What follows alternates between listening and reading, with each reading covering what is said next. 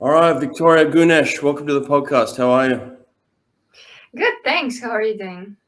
I'm good. I'm good. I appreciate you doing this on Sunday morning for both of us. So thank you. Yeah. Sunday afternoon, actually, for me. That's right. You are ahead of me. That's right. Yes. How's your Sunday going so far? Good, slow. I just turned back after training camp. Finally got home. Happy to spend some time with my family. Just slow living right now. Nice. Well, I'm talking to you today because I'm interested in swimmers from all over the world, and you have an interesting story. Everybody's got their own story, so I kind of want to find out about yours. So, in terms of just an overall background for people that may not know you, tell us a little bit about yourself. So, I'm 24-year-old, uh, breaststroker. I represent Turkey. My career started actually in Ukraine. I'm originally Ukrainian, but I moved to Turkey when I was 15, and since then I represent Turkey. So I don't know what exactly you are interested about my story. I am double Olympian, both Rio and Tokyo. Recently got gold medal in European Championship, my first senior gold medal. So yeah. Well, there's a lot there. We can unpack a lot of that stuff. So, in terms of growing up in the Ukraine, when did you start swimming? Why did you start swimming? So I started swimming when I was 6, and my mom is a swim coach. So I started early, and she was kind of influencing me to swim because she was coaching all the time, and I was all the time with her in the pool. So I started with my school. I was going with my school to swimming pools, and yeah. So I started when I was 6, and 13 I made it to the team, Ukrainian national team, and then 15 when I was 14 I went to my first senior world champs. So and then it's all started. Big sport. What's it like to be coached by your mother? Is that something that is just normal for you, or did it feel unusual? Was it difficult for you? So it became difficult when I grew up, actually, Mm, because when you're young, you don't understand this. Even it's I For me, it was fun to have my mom at the pool deck and just, she, of course, we had to, like, I couldn't call her mom. I had to call her by her name right. in the pool, but still, it was fun. I love to spend time with her in the pool. But then she stopped coaching me when when I got into this big sport, like high performance sports. So she was not coaching me, and then for a lot of time I was coached by other people. But then we actually tried to swim together, but it was difficult. I already grew up. I already knew maybe some more than her. So What was your mother's background in swimming? Was it just was she a technical type of coach, or was she just more on the work side of she's coach? very technical type of coach. So she was doing lawn freestyle and breaststroke, actually similar what I do on the races. I do breaststroke. I train a lot of lawn freestyle, but I do not perform it on the meets.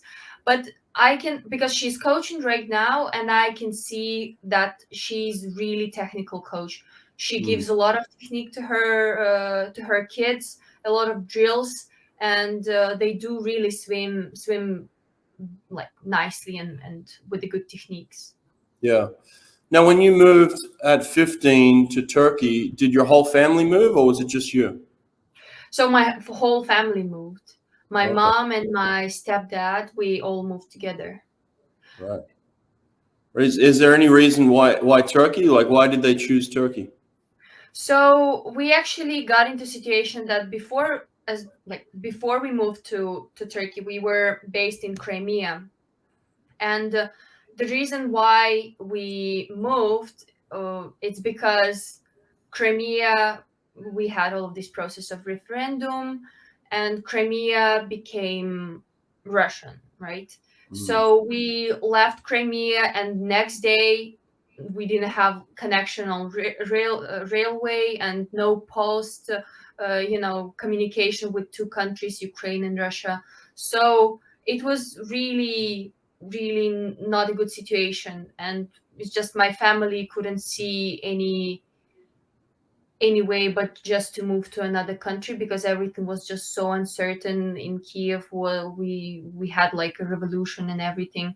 So Turkey, we just got a proposition from Turkish national team, and Turkey was, it is relatively, like, it's very close to Ukraine, just across the sea.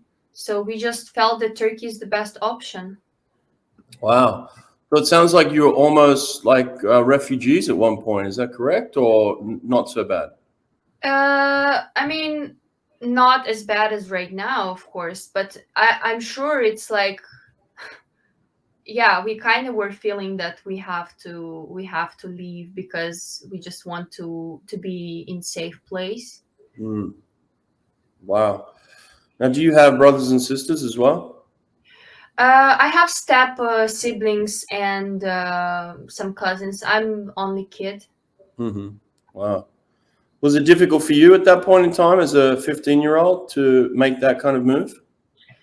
Oh yeah, I mean, I cannot say that I was super excited to leave my friends and some of my uh, like my grandma. I was really close with her, and that time it was a very big move, and I think I was adjusting for a few years. Definitely, it's not easy to move to another country, especially to another culture. It's different language. I didn't have as good English to communicate even with anyone. So for 1 year I basically was staying silent because I couldn't even use as much English. Wow. So why'd you say English? I mean, that's not the number one language in Turkey, right? But is it just more common there? Yeah, it's more common, and still with English you can communicate everywhere. So in Turkey, that time and still until now, I have a lot of friends that speak English, like English. They know Turkish, but I don't know. My around me, I was in the national team, so kids know English there because they go abroad a lot. Yeah. I'm always interested in learning another language. Is it too late for me? Like I'm 47 now. Is it beyond me, or like how would I go about learning a language at this age? I cannot tell. I'm only 24, and for me, it was. I cannot say that it was easy. I mean, English was much more difficult because English I was learning for 15 years nonstop, and then I just started to communicate, and I could actually use some language. But it was just such a long process because I was a kid. I don't think that I could even learn it any faster. But Turkish, for example, I got to Turkey, and first year, of course, I was like, okay, I want to learn this language. And but I was not as enthusiastic because I was realizing if it's gonna be the same as English, maybe should I just stay with English? So I was more like put in attention to English. So my English got better. But then Turkish, I was getting Turkish anyway, like from my friends or from TV or from some shows. So in the national team, I was learning a lot of Turkish from guys. So but then after end of these 8 years, right before COVID, I just decided to take Turkish lessons and kind of make all of that knowledge that I got from the streets basically into some like grammarly nicely based sentences, and it Mm. actually have like a um, good skills. So yeah, it kind of was a slow process that took 8 years, but I actually at the end I got the level that I kind of comfortable with. Yeah, I don't know if I'm committed to that type of time frame. I think you need to live in the country that you're trying to learn the Yeah, language. I would presume. Yeah, definitely. I yeah, mean, number one. Like that's the fastest way. It's to be surrounded by native people. yeah, yeah, exactly. How do you feel now? Do you feel lucky that you got out of Ukraine, or are you torn knowing you have a lot of family and friends? I'd imagine still going through this whole process right now with what's going on in Ukraine. How do you feel about that situation? First few months were terrible. When when war just started, I was feeling completely. I was going through all of these phases, anger, and then I was feeling um, sad, and then I was thinking that it's unfair that someone is going through like that intense process. They're not just leaving because there might be something, but they're leaving actually from war places, from hot places. So I was really upset, and yeah, I follow like a lot of my friends actually stay in Ukraine until this moment, Mm, but some, like my family members, for example, a lot of them left. They fled to Europe, some to Switzerland, some came to us to Turkey and stay with us. So, but I can see how hard it is for them, especially the ones that are in Europe, and they mentioned that I cannot understand how, I cannot imagine how difficult it was for you when you were moving. And because I'm going through all of this right now, I see how much work and how mentally it's difficult just to change your country and decide like live somewhere else.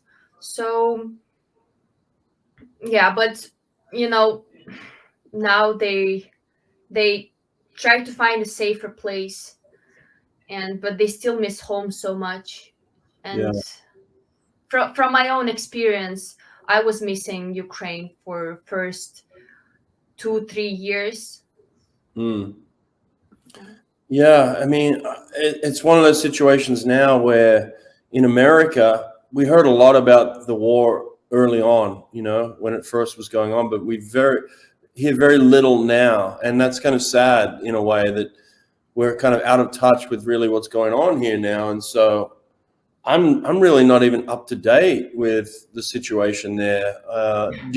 Is it too emotional for you to stay connected to it like every single day?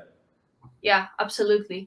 So first few months I was super involved into going through all the news and read a lot of stuff and watch videos and everything, but it is like, but then you cannot connect with swimming and actually think about swimming in your career. And you have to, I had to stop doing that. I had to kind of go out of that constant browsing because it is difficult, but war still goes on. And a lot of my friends, they wonder, is it actually going on, or it seems like it's just stopped. Yeah, it's like it is pushed on the background right now. Yeah. We all can see that, we all feel, and in Ukraine as well, a lot of people in Ukraine talk that, okay, it seems like everyone think that we are fine right now, but it's not like this. Russia is still bombing Ukraine every single day by 40 rockets, going into the towns. They still leave with the sirens every single day. Mm. So they still have this mental pressure on them. Yeah. We individualize training in the pool, so why not individualize your nutrition? Erica Beine of Beine Wellness Building will help you and your swimmers get exactly what each athlete needs through genetic testing and personalized nutrition plans. So stop guessing what you should and shouldn't be putting into your body. Athletes within a few weeks have noticed they're recovering faster because they're fueling their body with what they need and staying away from what their body hates. Erica understands swimming. She gets it. She's worked with over 20 Olympians, including the fastest man in the world, Caleb Dressel. Group discounts are available, so go to Beine Wellness Building and get in touch with Erica today. That's Beine, Beine, wellnessbuilding.net. Swim Angelfish. Swim Angelfish is an online certification program that strengthens your teaching curriculum to serve swimmers of all abilities. Swim Angelfish will prepare you and your instructors with the skills to teach swimmers with autism, physical disabilities, anxiety, sensory and motor conditions, and more. Learn to teach skills faster and with more comfort with Swim Angelfish. Apply for an Only Alpha Pool Product Scholarship and receive up to 50% off your certification. Go to swimangelfish.com today to apply. What about for you? Is it difficult to not judge every single Russian? Like, I'd imagine if I'm Australian, so if we're at war with another country, I would imagine it would be difficult for me not to just put every single person from that country in a situation where they're against me. I don't know. Is that the mentality, or can you create separation there? I think so. I think it's very normal to have the first reaction like this, because when you see these scenes of these terrible scenes, Yeah. you want to blame everyone, yeah, and Ukraine and Russia, everyone, because but after some time you change your opinion to, like, I have some Russian friends, even though I lost a lot of friends, just it's terrible to realize how many people just left. Like, I don't have them in my life anymore. Some breakups were really painful, and but I still have some people. But you know what? I also got a lot of feedback from Russians that were like, they're really pro-government, and they do really think and they accept these actions what Russia is doing right now for Ukraine. So and it's a really big amount of people, to be honest. Yeah. Yeah. You swam for Energy Standard for a period of time there as well. So, and I know that they had a lot of Russian athletes. Was there a divide between the team at some point there? I mean, of course, you know that some of our team members were going to this event that Russian government was making, Right. and they were standing there with under the names of all of these horrible people, under the words that Russia is fighting with the fascism and stuff in Ukraine, so everything that is happening in Ukraine, they were accepting it, and they came there as public figures, first of all, and they use sport and they use these athletes like public figures. So and when you see these people that were sharing food with you, that were spending Budapest, just bubble life, and then they were in Naples with you, and now they're just smiling there, chatting like nothing is happening, when your friends are in danger, when your friends have to sleep underground because they're scared about in bombshells. So it was very upsetting, and we were not all connected together. I tried to reach to some of those athletes, but I didn't get any even message back. So yeah, that was really upsetting.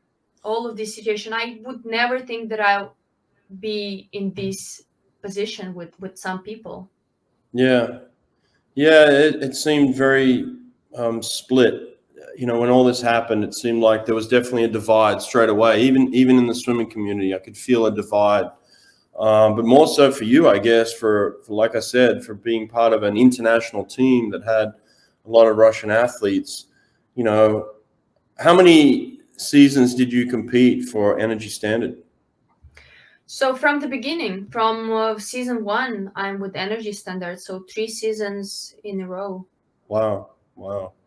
So here you are, you know, holding a trophy up on season one with all these people, and then now so a lot of you don't even talk to each other. That must be difficult. Yeah, for sure.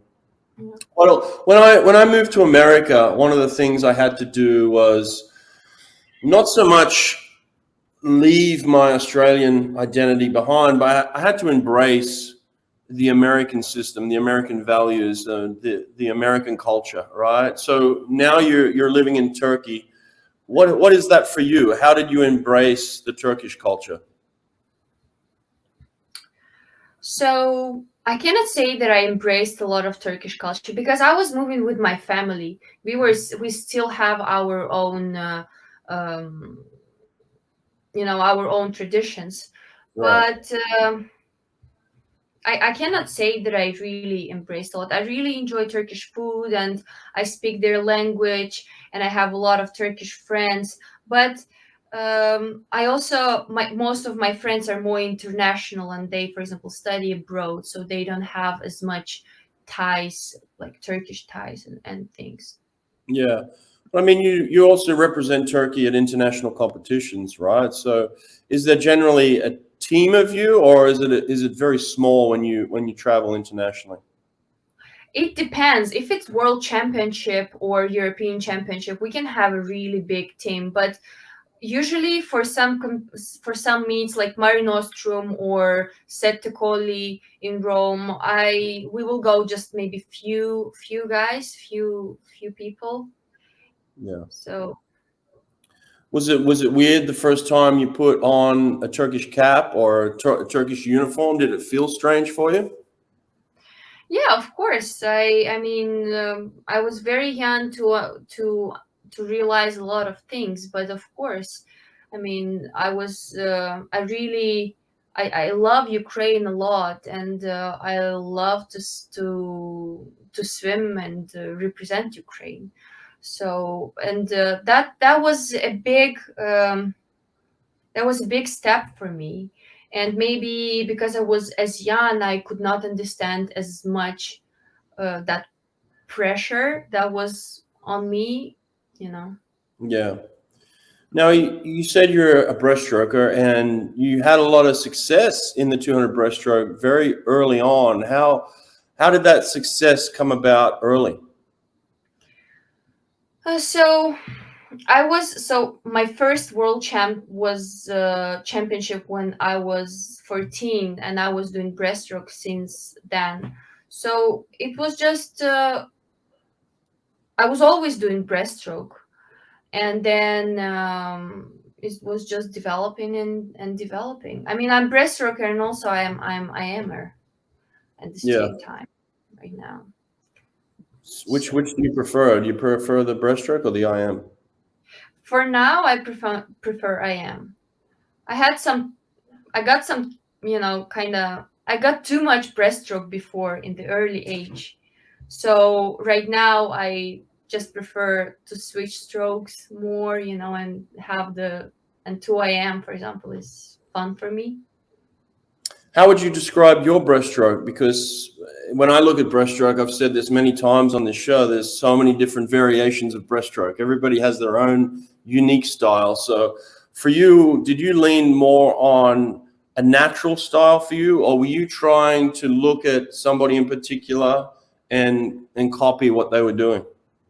I would never do that by myself, but I know that some of my coaches, especially when I had coach from Ukraine and from Russia, they were looking around and they were kind of giving me some technique that, oh look, she's doing like this, so let's do the same, like she's catching her, she's pulling this way, or her kicking is like this big or like this small, so but I cannot say that I personally would do that and I would recommend someone to do like I do, no, but there are definitely some base for a good technique and some physics that you have to follow, some rules of physics that you have to follow to move in the water faster. So I would like to say that in my breaststroke I try to find the fastest way to move through the water, because in breaststroke you can catch a lot of drag in your kick, and if you pull somehow differently. So my technique will be based more on these aspects. That's interesting. Tell me about that then. So you're basically talking about reducing drag, increasing speed. So when you're playing with your technique, what are the things that you notice that you're trying to tweak? Where do you do a good job, and what are the things that you're working on? I really like to do breaststroke on the when you count your strokes. So distance per stroke, it shows a lot, because if you do few 50s, you can try a lot of things. So if you do, for example, 850s, and each time you try to keep the same stroke, but for example increase the time, then you have your brain have to find out what to do to swim on the same strokes but faster. So then you can push more on the kick, for example, and prolong your glide, and like maybe you need to kick faster, or maybe catch the kick and then do it slower, so it's kind of all of these mix of thoughts that I'm going through when I actually try to swim as fast and as energy saving, when you save energy. Right. So you're less on the side of the high tempo, you would say, and more on the side of the longer, lankier distance per stroke. Yeah, absolutely. I was never a sprinter, and I'm quite tall. I'm 182. It's like 6 foot. So I'm tall, and I was never this, like fast, so I will be like fire. No, I'm more slow. So the biggest success I got is in 200 breaststroke, which was super long. I was doing like 14, 15, 16 strokes, so I had like almost 3 meters distance per stroke. Yeah. When you're trying to increase that speed, that holding speed, what's like some workouts that you do where you are increasing your speed endurance? So speed endurance, you mean it's like for 100 and stuff, right? Maybe for the 200 where you're holding a certain pace, right? And you're just repeating that over and over. I think for 200 kicking is very important. So I do think that kick sets like play a big role for good 200 for myself, for example. But then for in general, I think like 50s, what I have to keep some time, so 50s mostly. Now, I understand we just lost someone really important in the swimming world. Stefano Nurra, is that how you say his name? Yeah, Stefano Nurra. Yeah. Did you get a chance to work with him? A lot, actually. He was there from day one for me. And what did he do for you? What was the type of work that you guys were doing together? He was there during competition and during training. So I was changing coaches, and here I was working with Ukrainian, with the Russian coach, but Stefano was always there. He was coming with his like a lot of equipment, tons of cameras, and he would just record, and he would communicate with the coach, but he would communicate with me as well. That was the most important thing, because he was communicating with athletes directly, and he was sharing and he was listening, because some coaches can be very pushy on something. If they think that that's the way you have to do the same way. I don't know, I was just coached by a lot of people that were pushing me to do something. They were not giving me as much freedom, when Stefano was always listening what I feel, what I think, and then he would give his own feedback, and we would work from that. Yeah, So there was a huge outpouring from the swimming community. I didn't know him personally, but I just saw a lot of the messages worldwide in the community. It was just such a positive, heart open person, you know. It's just he arrives to the training camp, and first thing that he will do is that give you a hug, you know. He will just hug you. He will ask, how are you doing, how's your family, how's your loved ones, did you start dating anyone or something, you know. He's Italian, he's very warm, and he was, we like, because he worked a lot with exactly Turkish national team. I'm sure we lost a really big personality that day. Yeah, I mean, from what I understand, he had leukemia. For those that may not know, but it happened very quickly, like in terms of the diagnosis to when he passed just a few days ago. Yeah, I mean, he passed 3 days ago, so it's been 3 days as he passed away. But even 2 weeks ago, he was still traveling. As I know, he was in Greece. He was again working. I don't know with exactly who, but he was in the training camp in Greece, and then he turned back home and he started. And he thought that it was just warm there. That's why he was not feeling that good. But then he turned back home and he still was feeling not good. And I don't know. He just got then to the hospital, and yeah, I don't know. I don't know how that could happen that fast. Yeah, it's a big loss for Turkey, big loss for the swim community. So, well, what's next for you then? Like, what have you got coming up? Is it towards the end of the season now? Yeah, we have final week. We will go in few days. We will be going to Konya. It's a city in Turkey where we're gonna have Islamic Games. So I will be together with Turkish national team. Okay. And what are you aiming for there? What are you swimming? What events? I'll have a lot of events there. So I'll have all breaststroke, 200, 400 IM, all the relays. So it will be busy 5 days. Wow. Okay. And then vacation time, maybe? Yeah, finally, yes. Any plans for a good vacation? So yeah, actually planned a solo trip to Barcelona. Nice. I've been to Barcelona 3 times, but it was always for some competitions. I didn't have a chance to actually be a tourist there.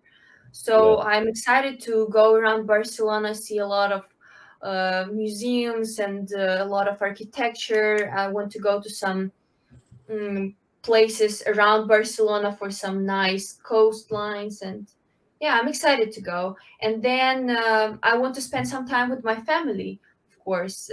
So right straight after Islamic Games, I will turn back home and I will spend 4 days just with them. Uh-huh. And then, for the bigger picture for you, for swimming, like what are your long-term goals? What do you want to get out of the sport? So I'm aiming now for Paris 2024. It will be my third Olympic Games, and I don't know, to achieve the highest. For example, I never made it to the final. In Rio, I was ninth on 200 breaststroke. So final would be great, and yeah. Is there pressure and expectation from inside, the Turkish Federation, or where do you feel pressure from? I don't feel pressure from them. They are very relaxed about my being in the Turkish national team right now, to be honest. So they're focusing on their, I don't know, on some of their own things. I cannot say that I'm pressured by anyone. I got to the point where I was about to quit swimming so many times that I know that I do it for myself first of all. And then yeah, of course I want my parents to be proud of me. I want to see them cheering for me in Olympics and actually be satisfied and happy. So, and they will be happy just for me going there. And that's the most important thing, I think, because if, for example, maybe federation has some pressure on me, but I just do not realize it, and that's the key for me, I think. Oh, that's good. I mean, I guess that's the way you perform best, is where you don't think there's any pressure and you just race. So what about outside of the pool, beyond swimming? What do you think you want to do maybe with your life beyond this? Have you had a chance to even think of that? I'm sure we all think about it, but it's like how much you can think about it and do not actually hurt your actual like career right now at the moment. So you can think about, I can think about something, but then it's like you have to do some, you have to make some actions to try yourself, and you don't have just time for that, you know. So I'm just focusing on swimming right now, and of course I'm trying to imagine myself doing something, but I'm just about to finish university and got a degree. So after I do that, maybe it will be easier for me to try some jobs, maybe some internships. So I don't know. For now, it's swimming. For now, it's just enjoying to be an athlete, to travel the world, to meet new people, make friends, you know, and be there, because athlete life is just so short and it's so unique. I can see, like, I have friends outside of of swimming or any sport, and they have that adult life, you know, when you go to job from 9 to 5, and then you kind of have these every day is the same, you know. When in swimming, in sport, it's not every day is the same. It's like you do something fun and exciting, especially when it's competition, for example. I'm Yeah. not always like this positive about competition, but it is very fun to race and go somewhere. And you know, the after the race, especially when you go when you swim fast and you swim good, that's the feeling that I know from now on. I know that I will not be able to feel it anywhere except sport, except being an athlete. That's true. I can tell you that's a fact. So keep doing exactly what you're doing for as long as you can, because listen, you think you're, first of all, when you're young, you think you're going to live forever, and then as you get older, you realize you're not. But also, you know, you think this feeling you have is just something that's going to carry you in your life. But I agree with you. Like, even your assessment of your friends working 9 to 5, I'm sure a lot of them would love to live the way you live, and it's exciting, traveling the world, meeting new people, racing all these different countries, experiencing different cultures. That's what I really love about swimming. Swimming opens up the world for you. So it's a beautiful sport. Is there any country that you haven't been to that you still want to get to? Yeah, Australia.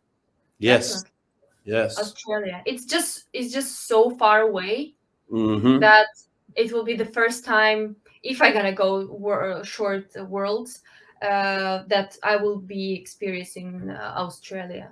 Yeah, I'm Yeah. excited to go there. It's different. I'm very scared as for the bugs, but I'm sure it will be fun. There are a lot of bugs, just probably not in the city where you're going to go. I think the World Short Course is in Melbourne. Is that right? Yeah, I'm not sure right now. I think so. So it's a beautiful city, one of the most beautiful cities in the world, and yeah, definitely try and get there if you can. If the Turkish government will pay for you to go and race, then I would say do it, because Yeah. it's a great city. So well, listen, Victoria, I appreciate this, getting to know you more, and interesting life story, interesting career so far, and good luck with everything in the future. Okay. Thank you. Thank you. Okay. Take care. Bye bye. Bye bye. DESTRO Swim Towers. Gain strength in the water with a tower of power. Save $150 per double swim tower by using code BRETT, B-R-E-T-T, at checkout. DestroMachines.com. Vasa has been the go-to training tool outside of the pool for over 30 years. Vasa's products are ideal for developing power and proper technique in your swimmer's catch. Add a few Vasa trainers to your pool deck, and it's like adding an extra lane to your swimming pool. Go to vasatrainer.com, use code BRETT at checkout, and get 10% off anything from Vasa.